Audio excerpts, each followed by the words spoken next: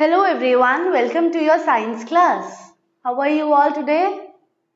Fine, very good. I'm also fine. Thank you so much. So, अगर किसी को याद हो हम लास्ट वीडियो में चैप्टर 1 स्टार्ट कर चुके थे. Yes. So, वो चैप्टर किस बारे में था? Crop production, right. Crop production में हमने किस चीज के बारे में पढ़ा? एग्रीकल्चरल प्रैक्टिसेस, जैसे कि प्रिपरेशन ऑफ सॉइल, सोइंग. हमने सिर्फ सोइंग तक पढ़ा था, राइट? उसके आगे भी बहुत कुछ है. आइए देखते हैं. Next is adding manures and fertilizers. अब हमने प्रिपरेशन कर ली सॉइल की, हमने लेवलिंग कर ली, हमने टर्निंग कर दी. आपको याद है? ऐसे बीच बीच में रिकैप भी होता रहेगा, ठीक है? हमने टर्निंग कर दी, नीचे के न्यूट्रिएंट्स हम ऊपर ले आए ताकि न्यूट्रिएंट्स का एक बैलेंस बना रहे, राइट? और न्यूट्रिशन प्रॉपर मिले प्लांट्स को क्रॉप प्रोडक्शन के लिए. अदरवाइज वो प्रोडक्शन या तो बेकार होगा या फिर होगा ही नहीं. ऐसा होता है ना कि अगर बचपन में हमने प्रोटीन और कैल्शियम वाली चीजें नहीं खाई तो या तो हमारी ग्रोथ रुक जाएगी या फिर बिल्कुल स्लो हो जाएगी. Got it? या फिर हम वीक हो जाएंगे. तो ये सारी चीजें प्लांट्स के लिए भी तो जरूरी है ना. यस. सो बेसिकली ये ही टॉपिक है आज का, इनफैक्ट अभी का, एडिंग मैन्योर्स एंड फर्टिलाइजर्स. जब हम प्रिपरेशन कर रहे हैं सॉइल की, हमने टर्निंग कर दी, नीचे के न्यूट्रिएंट्स ऊपर ले आए, हम सब कुछ कर रहे हैं. और प्लांट्स ऑटोट्रॉफ्स होते हैं, अगर आपको याद हो. They are basically responsible for their own nutrition, they make their own food. तो फिर ये सब क्यों? आपको पता है, आपको याद होगा कि हम बचपन में ऐड देखते थे. इनफैक्ट आप लोग तो अभी भी देखते होंगे कि बॉर्नविटा और कॉम्प्लान और हॉर्लिक्स, हम सिंपल दूध भी तो पी सकते हैं. उनके ऐड में ये क्यों दिखाता है कि it makes you stronger, wiser? Why? क्योंकि उनमें कुछ ऐसे न्यूट्रिएंट्स हैं जो एक्चुअली आपको हेल्प कर रहे हैं. प्रोटीन, बेसिकली मिल्क में सारा प्रोटीन, कैल्शियम और ये सब कुछ होता है, बट आपकी बॉडी की एज और ग्रोथ के अकॉर्डिंग दूध को क्या पता कि आप कौन सी एज के हो. दूध को थोड़ी ना पता कि वो फिर उसके हिसाब से अपने अंदर सारा से कुछ सिंथेसिस कर लेगा. दूध में तो जितना होता है. आपकी बॉडी को तो उससे ज्यादा चाहिए ना, तो उसके लिए तो हमें दूसरे सप्लीमेंट्स डालने पड़ेंगे. ऐसे ही सॉइल को क्या पता कि मेरे ऊपर क्रॉप ग्रो करेगा तो कौन से उसका ग्रो करेगा. सॉइल में तो जितना न्यूट्रिएंट है. अब उससे ज्यादा हमें पता है ना कि चावल को कितने न्यूट्रिशन की जरूरत है और दाल को कितने न्यूट्रिशन की जरूरत है. हमें उस अकॉर्डिंग सॉइल में न्यूट्रिशन एडजस्ट करना पड़ता है. इसीलिए हम डालते हैं manures and fertilizers. The substances which are added to the soil, the substances which are added to the soil in the form of nutrients for the healthy growth of plants are called manure and fertilizers. जो grow किया जाता है जो plant में substances डाले जाते हैं plant के हेल्दी ग्रोथ के लिए, उन्हें हम बोलते हैं manures and fertilizers. Okay.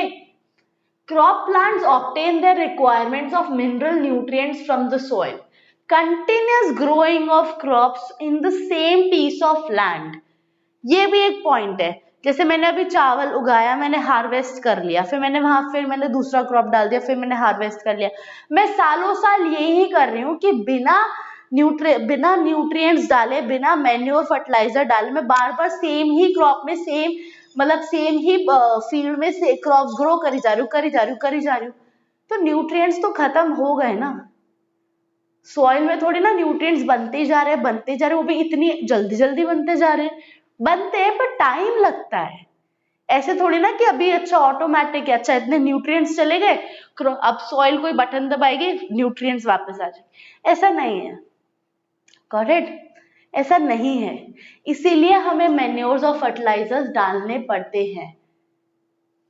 Farmers have to add manure to replenish soil with nutrients. वापस से सॉइल को न्यूट्रिएंट रिच बनाने के लिए मैन्योर डालने पड़ते हैं, उसे बोलते हैं मैन्योरिंग. मैन्योर क्या है? Manure is an organic substance obtained from the decomposition of plant and animal waste. Basically manure एक ऑर्गेनिक सब्सटेंस है, ठीक है. ऑर्गेनिक सब्सटेंस का एक पाउडर है बेसिकली. जैसे हम बोलते हैं ना किचन वेस्ट अलग रख लो और किचन वेस्ट से कंपोस्टिंग कर लो, उसको थोड़ा मिट्टी में डाल दो, वो डिग्रेड हो जाएगा. तो जो मिट्टी बचेगी और जो भी आपका बचेगा उसे मैन्योर की तरह यूज कर सकते हैं, क्योंकि उसमें nutrients actually. Got it? So ये ऑर्गेनिक तरीके से बनाया जाता है. Decomposed matter is treated as manure. The use of manure improves soil texture as well as water retaining capacity. Manure basically soil के texture को improve करता है और water retaining capacity बढ़ाता है. मतलब हम crop में पानी डाल रहे हैं, वो पानी ऐसे बह के निकल नहीं जा रहा है, वो hold कर रहा है वो soil उस पानी को, ताकि crop में plant में ऊपर पानी जा पाए. फोटोसिंथेसिस में हमने पढ़ा था ना कि रूट के थ्रू पानी जाता है, तो रूट के थ्रू जाने के लिए रूट्स में भी तो पानी पहुंचना चाहिए ना. तो जब तक सॉइल होल्ड नहीं करेगी पानी, तब तक रूट्स में कैसे जाएगा और रूट से फिर ऊपर कैसे जाएगा. Got it? Nutrients are returned to the soil since fields cannot be left uncultivated because of economic reasons. ऐसा नहीं होता ना कि चलो इस साल मैंने चावल उगाए इस फील्ड में, अब छोड़ो, अब 2 साल बाद देखेंगे. नहीं, हार्वेस्ट करते ही मुझे दूसरा क्रॉप उगाना है, क्योंकि पॉपुलेशन बहुत है, हम छोड़ ही नहीं सकते फील्ड को. Got it? Farmers keep on adding certain substances to the soil to replenish the soil with nutrients. इसीलिए अगर एक क्रॉप उगा दिया, फटाफट से उसमें मैन्योरिंग करो ताकि उसमें और न्यूट्रिएंट्स बन जाए और फिर दूसरा क्रॉप भी उग जाए. Got it? Another method of replenishing the soil with nutrients is called crop rotation. Crop rotation क्या होता है?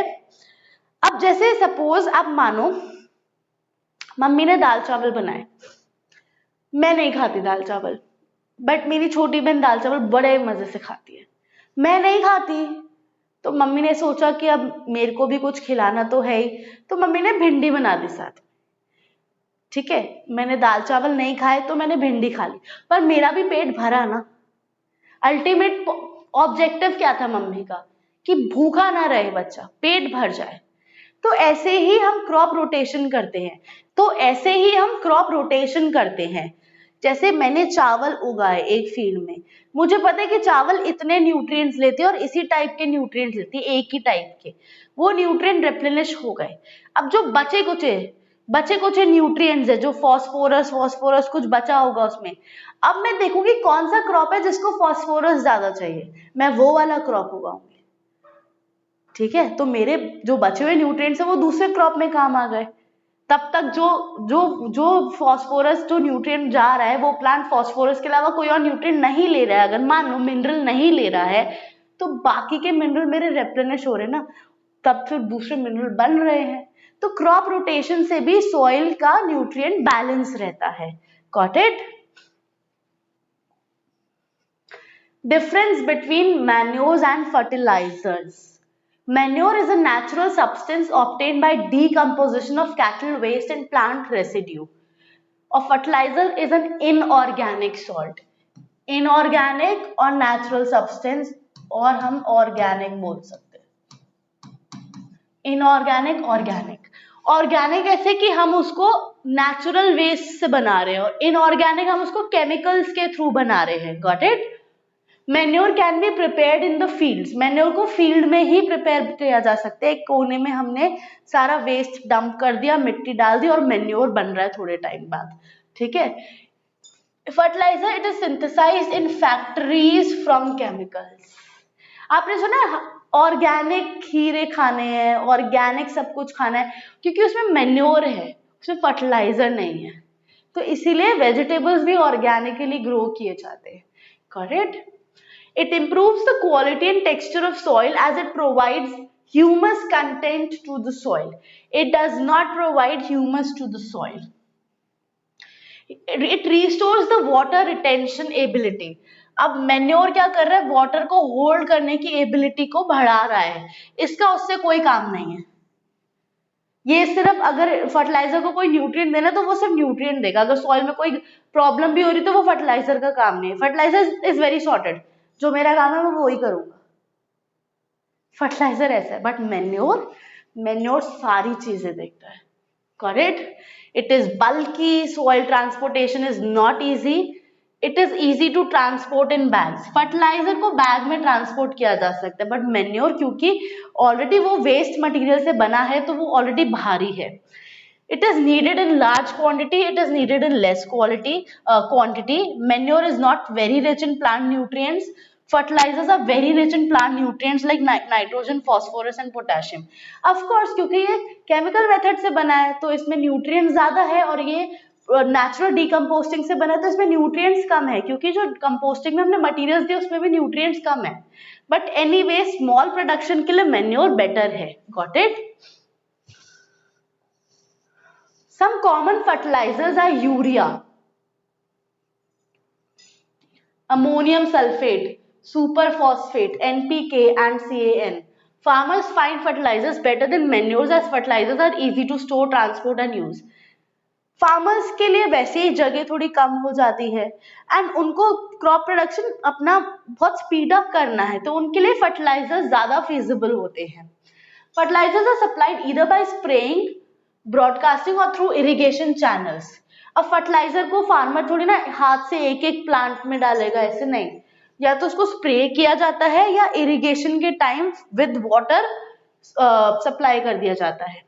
Advantages of manure are they improve the texture of soil, they increase the water holding capacity, they make the soil porous ताकि उसमें oxygen जाए, increase aeration, increase the number of friendly soil organisms like earthworms and microbes. ये manure use करने के advantages है over fertilizers. Got it? The next is irrigation. अब हमने nutrients दे दिए, ऐसा होता है ना मम्मी ने सिर्फ सूखा सूखा खाना बनाया, जीरे वाले आलू और रोटी, खा तो रहा, मेरा पेट तो भर गया, मुझे बिल्कुल अच्छे से न्यूट्रिशन मिल गया, पर मेरा गला सूख गया, उसको मैं अंदर कैसे लूं? मुझे पानी चाहिए। ऐसे प्लांट्स के साथ है, आपने मेन्योर डाल दिया, फर्टिलाइजर डाल दिया, फ्लोइंग कर दी, टर्निंग कर दी, सब कुछ कर दिया, पर हमें पानी तो दो, तभी तो ग्रो करेंगे। फोटोसिंथेसिस के लिए पानी भी तो चाहिए, तो इसीलिए इरिगेशन किया जाता है। वाटर इज अ की इनपुट फॉर क्रॉप प्रोडक्शन। सूखे में पौधा नहीं उगता। The supplying of water to the crop plants from the wells, canals or water reservoirs is known as irrigation. So basically agricultural field में water को supply करना is called irrigation. Giving watering crops, watering in the fields is called irrigation. For the survival and proper development of crop plants, water is necessary. Each crop needs specific quantity of water. ऐसे हम swimming pool नहीं बना देते, हमें पता है किस crop को ज्यादा पानी चाहिए, किसको कम चाहिए। जैसे राइस एंड पैडी में बहुत पानी चाहिए तो बिल्कुल ही स्विमिंग पूल जैसा हो जाता है राइस का फील्ड, क्योंकि उसे बहुत पानी चाहिए, बट सारे में नहीं चाहिए ऐसा। ठीक है? The time and frequency of irrigation varies from crop to crop, soil to soil and season to season. In summer season frequency of water is more due to evaporation of water. अब क्या होता है, जैसे गर्मियों में हमें भी बहुत प्यास लगती है, ठंड में हमें प्यास कम लगती है, ऐसे ही प्लांट्स के साथ है। गर्मियों में हमें ज्यादा मतलब दिन में 2 बार इरिगेशन करना होता है, 3 बार इरिगेशन करना होता है, क्योंकि वाटर इवेपोरेट होता जा रहा है ना फील्ड से, क्योंकि वो तो धूप के लिए धूप से एक्सपोज्ड है, धूप तो सीधे फील्ड में पड़ रही है। Got it? तो डिपेंड करता है इरिगेशन की फ्रीक्वेंसी, वाटर सप्लाई की फ्रीक्वेंसी भी डिपेंड करती है। Got it? Traditional methods of irrigation. अब पुराने जमाने में, अब जैसे बहुत पहले जब एग्रीकल्चर स्टार्ट हुआ था तब इतनी मशीन्स थोड़ी ना थी हमारे पास, हम तो सब कुछ हाथ से ही करते थे। तो ट्रेडिशनल मेथड्स क्या होते थे? Different methods are used for lifting water up for irrigation in the fields, different regions of our country. In some of the methods cattle और ह्यूमन लेबर इज यूज्ड। या तो हम गाय भैंस बैल का यूज करते हैं, या हम खुद ही अपने हाथों से करते थे। Such methods are cheaper but less efficient. ये स्मॉल प्रोडक्शन में तो काम हो जाता था, बट जो बहुत लंबी बहुत बड़ी एकड़ की जमीन है उसमें कैसे होगा? These days, pumps are used for lifting water. Diesel, electricity, or even solar energy may be used to run the pumps. पहले पंप्स नहीं होते थे, पहले हम बैल का यूज करते थे, हम हाथ से करते थे, ठीक है, बट अब पंप्स यूज होते हैं। पहले के इरिगेशन मेथड देखते हैं, जैसे पुली सिस्टम, चेन पंप, राहत, पर्शियन, वेल, डेकली। तो इसमें क्या है, बेसिकली यहाँ से चेन पंप से, यहाँ चेन से स्टार्ट हो रहा है, पानी नीचे गिर रहा है, ठीक है, इधर से पानी फील्ड में जा रहा है और फिर ये पानी अपने आप फ्लो होता रहेगा। मोट हमने मटके से ऐसे पानी हम फैलाते गए वेल से, और राहत ये दो बैल है, ये ऐसे घूमती रहेंगी और पानी निकलता रहेगा, ठीक है, और ये ढेकली। ओके, तो बेसिकली इसमें ये ट्रेडिशनल मेथड्स है, मतलब एज सच कोई मशीन का यूज नहीं है।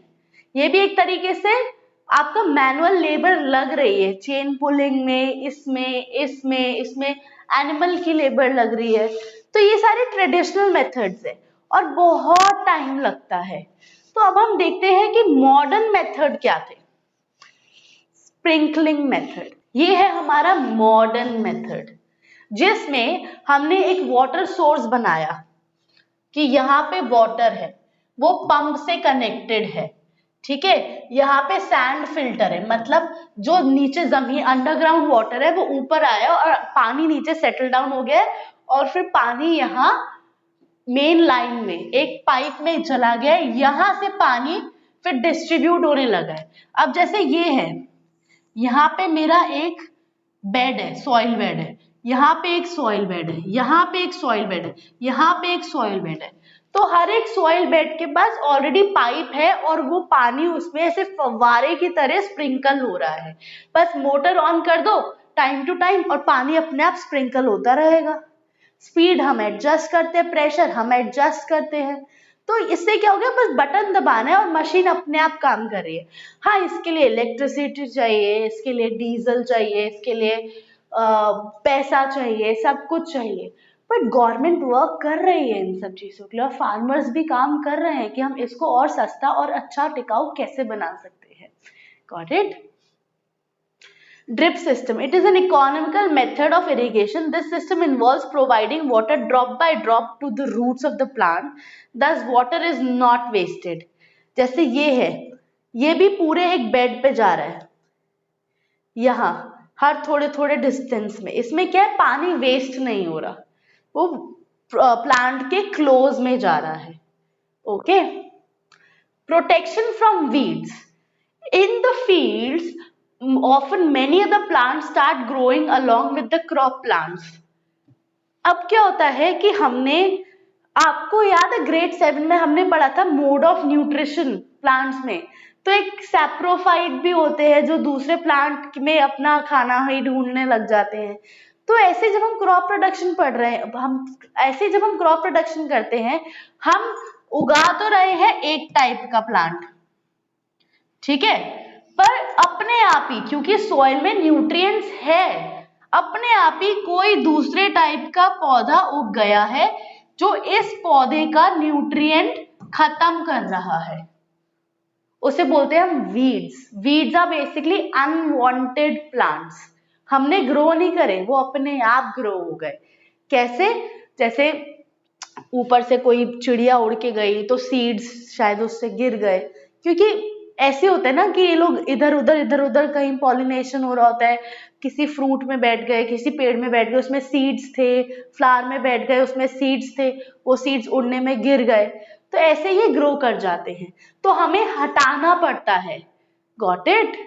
We need to remove that plant, therefore weeds must be removed from the fields. The process of removing weeds from the field is called weeding. क्योंकि जो हमारा actual crop है उसके nutrients में प्रॉब्लम हो रही है, उसका न्यूट्रिशन में प्रॉब्लम हो रही है, न्यूट्रिएंट्स कम होते चले जाते हैं, इसलिए हमें वीड्स हटाने पड़ते हैं। Got it? Now let's come to harvesting. अब हमने लेवलिंग कर दी, हमने सोइंग कर दी, हमने मैन्योर डाल दिए, फर्टिलाइजर डाल दिए।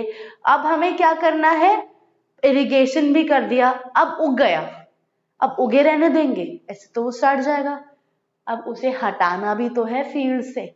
सो basically harvesting is the removal और cutting of crop after maturity. जब मेरा पूरा क्रॉप ग्रो हो जाएगा तब मैं उसे हटाऊंगी, उसे कट करूंगी, उसे बोलेंगे harvesting. The harvesting season for different crops is different. जैसे हमने पढ़ा खारिफ का हार्वेस्टिंग सीजन इज डिफरेंट और राबी का harvesting season is different. Got it? The crops harvested and tied in bundles are kept ready for threshing. From the crops, the grains are separated from the crops. Harvesting is associated with dancing, singing. तो harvesting को ना celebrate किया जाता है किसी किसी states में कि हमने हार्वेस्ट कर दिया है, I mean it is a success and it is time to celebrate. Okay, so basically harvesting होके ना बंडल्स बना दिए जाते हैं। अब क्या होता है कि हम वही फील्ड पे बैठ के ना ऐसे चावल के ग्रेन्स निकाल रहे हैं, पूरा पूरा पौधा उखाड़ लिया जाता है, उसके बाद वो थ्रेशिंग में जाता है जहां पे ग्रेन्स अलग किए जाते हैं और बाकी का पौधा अलग किया जाता है। So basically this is a process in which the crops are removed and then separated. Got it? Crops को हम हाथों से या मशीन से रिमूव करते हैं, काटते हैं फील्ड में से, फील्ड खाली करते हैं, उसके बाद थ्रेशर में डाल देते हैं, यहाँ पे ग्रेन्स अलग और भूसा सारा अलग हो जाता है। Got it?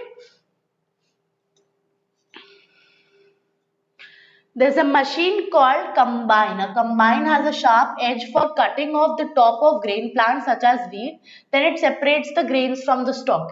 इस मशीन में दोनों काम हो जाते हैं, हार्वेस्टिंग भी और थ्रेशिंग भी। सिर्फ टेक्नोलॉजी इतनी एडवांस कर गई है। Got it? Threshing. Threshing is a process by which the grains are released from the chaff. This is done either by hand or by using animals such as bullock and camel. अब जो हमारा harvested crop है उसमें से हमें grains अलग करने हैं तो वो थ्रेशिंग की मदद से किए जाते हैं। The leaves and stems of the crops get crushed into smaller pieces. Although the grains come out of the shaft, they still remain with the shaft and crushed leaves as well as the stems of the plant. Seeds निकल आते हैं but वो फिर भी कहीं ना कहीं कोई ना कोई सीड रह जाती है, तो उसका भी प्रोसेस फॉलो किया जाता है। अब ये तो बात हो गई हमारी हार्वेस्टिंग और थ्रेशिंग की, हमने कर लिया। अब मुझे बताओ अब क्या करेंगे? अभी भी तो फील्ड में नहीं छोड़ सकते, इतना सारा क्रॉप है, थ्रेशिंग करके ऐसे भर गया है, उसका क्या करें? स्टोर करेंगे। घर में स्टोर रूम होता है ना एक्स्ट्रा सामान स्टोर करने के लिए, या मम्मी पूरे महीने का राशन मंगवाती है तो सब पूरा किचन में एक ही बार में होता है? नहीं, थोड़ा थोड़ा कहीं और स्टोर करके रखा जाता है कि जब किचन वाला खत्म हो जाएगा तब इसको मैं निकालूंगी। तो ऐसे स्टोरिंग भी after harvesting the crop produce has to be stored properly, ताकि उसमें मॉइस्चर ना लगे, उसको रैट ना खा ले और उसको पेस्ट ना लग जाए और ट्रांसपोर्टेशन भी इजी हो जाए। The fresh crop produce has lot of moisture, क्योंकि पानी का कंटेंट बहुत होता है। The moisture content has to be reduced by drying. तो पहले हम उसको सुखाएंगे ताकि पानी उड़ जाए, क्योंकि पानी अगर मॉइस्चर है तो वहां पे बैक्टीरिया ग्रो कर जाएगा, right? Spoilage of grains are prevented. In addition, stored products are to be protected from damage by rats and insects. जो स्टोर्ड प्रोडक्ट्स है उनको रैट्स और इंसेक्ट से भी बचाना है। जैसे कोल्ड स्टोरेज भी होते हैं हमारे, कि अभी हमने क्रॉप प्रोडक्शन बहुत अच्छा कर लिया है, अब इतना सारा है कि नेक्स्ट ईयर तक भी काम आ जाएगा और सारा का सारा एक दिन में नहीं निकल जाता, तो कोल्ड स्टोरेज होता है। एक टेम्परेचर पे, ठंडे टेम्परेचर पे -डिग्री पे हम अपने फूड स्टोर कर लेते हैं, क्योंकि उतने डिग्री में फूड खराब नहीं होगा। फिर जब मार्केट में निकालना है तो कोल्ड स्टोरेज से निकाल के मार्केट में बेच देते हैं। Got it? तो ये बेसिकली हमारा पूरा प्रोसेस है क्रॉप प्रोडक्शन से क्रॉप मैनेजमेंट तक, और मैनेजमेंट के बाद मार्केट में रिलीज करने तक का। देखा आपने फार्मर लोगों की कितनी मेहनत लगती है, इसीलिए खाना वेस्ट नहीं करना चाहिए। फार्मर की थ्रेशिंग में एक एक ग्रेन को अलग करने में भी मेहनत है, और सोचो हमारी प्लेट में एक चावल का दाना बच जाए और उसमें मेहनत सोचो फार्मर्स की कितनी लगती है। इसलिए बोलते हैं कि खाना उतना लो जितनी भूख हो, वेस्ट मत करो, क्योंकि उस एक दाने में भी बहुत मेहनत है। Got it? फिर next is food from animals. अब हम सिर्फ दाल चावल नहीं खाते ना, हम चिकन भी खाते हैं, एग्स भी खाते हैं, फिश भी खाते हैं। तो ये सब कहाँ से आ रही है? ये थोड़ी ना उग रहा है, ये तो एनिमल से आ रहा है। तो हम एनिमल से भी फूड लेते हैं। कैसे? Man has been keeping animals since times immemorial, बहुत पुराने टाइम से। We keep some animals for specific purposes, like camels और bullocks हम ट्रांसपोर्टेशन के लिए रख रहे हैं, बट हम हेन और कैटल हम दूध के लिए रखते हैं। हम गाय भैंस का दूध पीते हैं, बकरी है और हेन्स है तो एग्स के लिए रखते हैं। तो बेसिकली हमारा लाइफ स्टॉक, ये पूरा लाइफ स्टॉक कहलाता है। ओके? और एनिमल्स को रेयर करना, पालना उनके प्रोडक्ट्स के लिए इज कॉल्ड एनिमल रेयरिंग। ये बहुत अच्छा टॉपिक है if you research about it. Book में बहुत थोड़ा सा है, बट अगर आप रिसर्च करो तो बहुत अच्छा टॉपिक है। पिसिकल्चर, फिशेस की रेयरिंग, मतलब बहुत डिफरेंट डिफरेंट एनिमल्स को पालने का भी एक अलग ही प्रोसेस है और उसको अलग ही नाम दिया गया है। तो आज का होमवर्क क्या, थोड़ा सा रिसर्च करें ताकि नेक्स्ट वीडियो में हम इसके बारे में बात कर पाए। And about coming to the farmers, actually बहुत मेहनत है। आप देख लो इसी फोटो में कितनी मेहनत है, आप देख रहे हो। हमें नहीं वेस्ट करना चाहिए फूड। चलिए, मुझे पता है आप लोग बहुत स्मार्ट है, आप लोग वेस्ट नहीं करेंगे, आप लोग मेरी बात मानेंगे, आप लोग अच्छे बच्चे हैं। बट कीपिंग दैट असाइड, हमने पढ़ा about the steps of crop production. Next video में हम करेंगे बुक की एक्सरसाइजेस सॉल्व। टिल देन आप एक बार चैप्टर रीड कर लीजिए ताकि सब कुछ क्लियर हो जाए, क्योंकि एक्सरसाइजेस में बुक के बीच का पूछा जाएगा। Got it? I hope you like this video. Thank you so much. Have a nice day.